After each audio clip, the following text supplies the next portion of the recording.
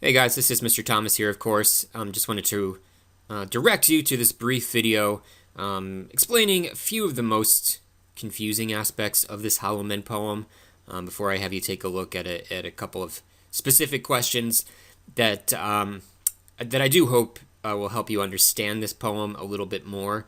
As I mentioned on the Canvas assignment, this is quintessential modernism, so it's difficult and it's tough to understand. But I just wanted to explain a few references and some of the imagery, and I hope that this is helpful before you answer some of these questions. So the first thing I want to explain is the epigraph here, right under the date, which is to a character. Mr. Kurtz is a character in a novel called Heart of Darkness by Joseph Conrad. Heart of Darkness is a really, really good book. You might read it next year if you take AP Lit. But if I can reduce that very complex novel to a pretty simplified thesis, it's essentially an indictment of European colonization of Africa, and essentially argues that these so-called civilized countries of Europe are, in fact, just as, quote unquote savage and quote unquote barbaric, if not more so, than the countries that they're claiming to bring into the light. And we see that there's this character, Mr. Kurtz, who's a businessman who goes off the rails and is just becomes this brutal cult leader, and he's sort of a representation of the various countries who did horrible, horrible things in Africa, supposedly in the name of God, etc., but really for economic exploitation, as we all know. Have you ever seen the movie Apocalypse Now? It's a retelling of Heart of Darkness, set in the Vietnam War. Really interesting film if you get a chance to watch it. Mr. Scorsese may or may not show it in Film is Art. I'm not really sure, but so we have that reference there. And then right below the title, we have this quote, bizarre quote, "Penny for the old guy." Maybe you saw the footnote about that. That is a reference to Guy Fawkes. Maybe you've seen V for Vendetta and you've seen the Guy Fawkes mask, as it's called. Guy Fawkes was a Catholic terrorist during early 1600s in England, when Catholics were an oppressed minority. He attempted to blow up the Parliament building in London. He wanted to assassinate James I, but didn't work out. It's called the Gunpowder Plot. He was arrested, tortured, and executed.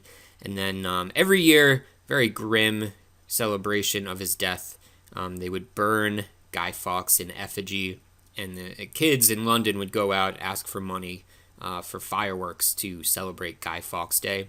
So that it's what the kids would ask. They'd knock on your door and say, "A penny for the old guy." They're asking for a donation to go and get some fireworks, which were again meant to celebrate the brutal death of this Catholic terrorist back in the early 1600s.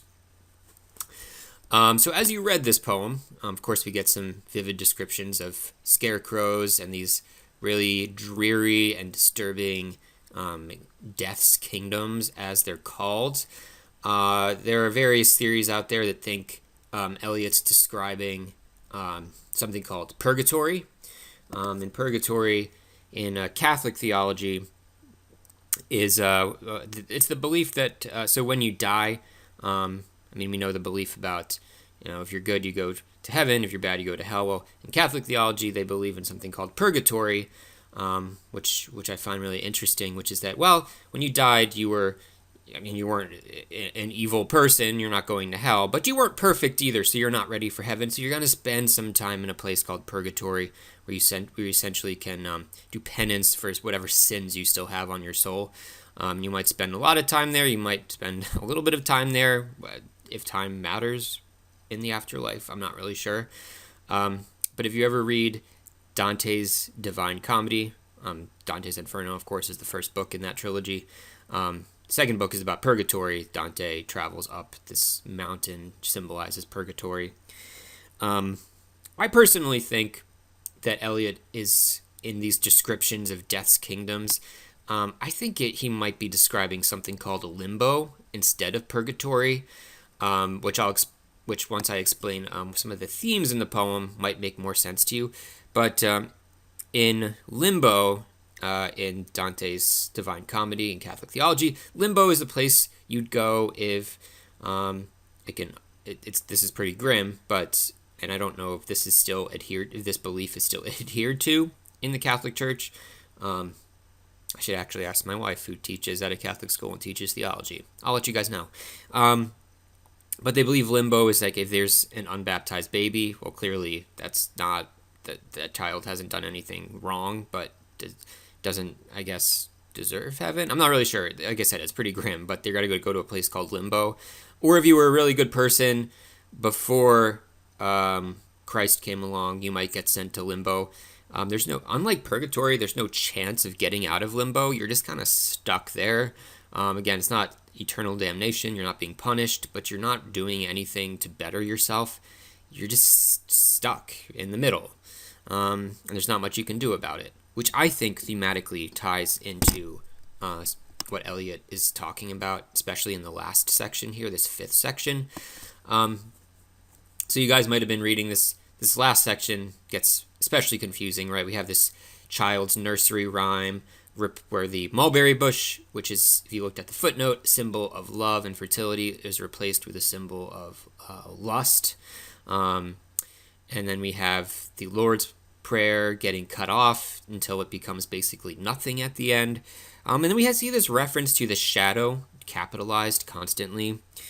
And my theory about the shadow is that, well, I think Eliot's looking at the world post-World War I, and I think he's trying to come to terms with what happened, right? We had this a horrible cataclysm that dragged on for years, millions and millions of people dead, for what, right? I mean, it's just such a horrible moment in history that as we know, looking back, just led to more violence because the decisions made post-World War I led to World War II, on the rise of fascism, etc. So he's looking around, he's trying to make sense of the world. How could we have, we thought we were this civilized society. How could we commit such a heinous, barbaric act against each other?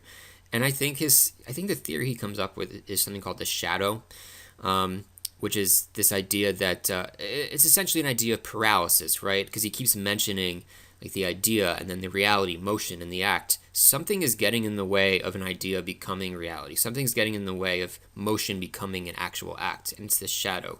It's this creeping doubt, or this sense of self-doubt that just creeps in and keeps anything from happening.